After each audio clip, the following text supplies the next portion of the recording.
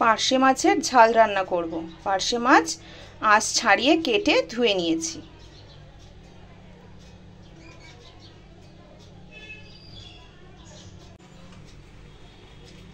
পরিমাণ অনুযায়ী নুন আর হলুদ দিয়ে দিয়েছি। নুন আর হলুদ পার্শে মাছগুলোতে আমি মাখিয়ে নেব।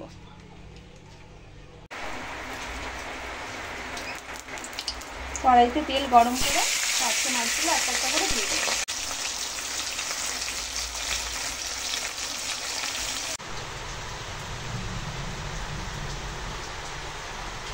পার্শে মাছগুলো ভালোভাবে ভেজে নিয়েছি। টমেটো কুচি করে নিয়েছি, কাঁচা লঙ্কা চিড়ে নিয়েছি, আদা বেটে নিয়েছি আর সামান্য কয়েকটা কাজু বাদাম বেটে নিয়েছি। কাজু বাদামটা আপনাদের স্বাদ অনুযায়ী দেবেন। আমাদের ভালো লাগে গ্রেভিটা একটু থিকি ভাব আসে, তার জন্য আমরা কাজু বাদাম দিই। একটা মশলার মিশ্রণ তৈরি করে নেবো। তার জন্য পরিমাণ মতো নুন, হলুদ, শুকনো লঙ্কার গুঁড়ো, ধনের গুঁড়ো, জিরের গুঁড়ো নিয়ে নিয়েছি। এবার সামান্য একটু জল দিয়ে মশলার মিশ্রণটা তৈরি করে নেব। পার্শে মাছ ভেজে তোলা হয়ে গেছে। এখন কড়াইতে তেল গরম করে কালো জিরে, গোটা শুকনো লঙ্কা ফোড়নে দিয়ে দিলাম। ফোড়ন হয়ে গেছে। এখন এই মশলার মিশ্রণটা যে করে রেখেছিলাম, কাঁচা লঙ্কা, টমেটো, আদা, নুন, হলুদ, লঙ্কার গুঁড়ো দিয়ে এই মশলার মিশ্রণটা কড়াইয়ের মধ্যে দিয়ে বেশ কিছুক্ষণ কষিয়ে নেব।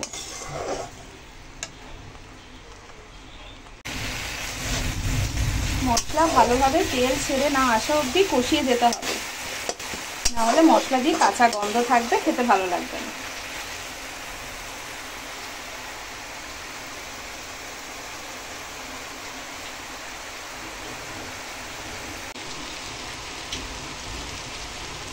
মশলা ভাজা হয়ে গেছে, দেখুন মশলা থেকে তেল ছেড়ে এসেছে। আমার ঝোলের পরিমাণ অনুযায়ী আমি অল্প পরিমাণ করে জল দিয়ে দিলাম। এবার জলটা ভালোভাবে ফুটিয়ে নেব,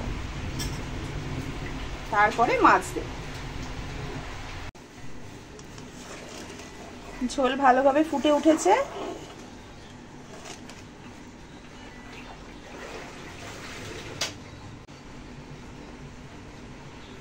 এখন ভেজে রাখা যে পার্শে মাছগুলো আছে ওগুলো আমি দিয়ে দেব।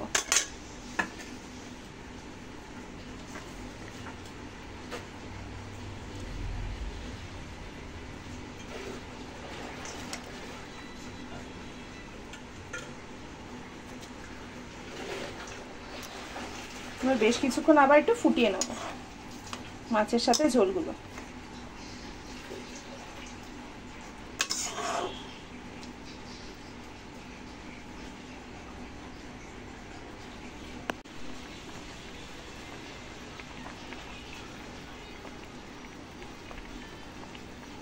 পার্শে মাছের ঝাল হয়ে গেছে।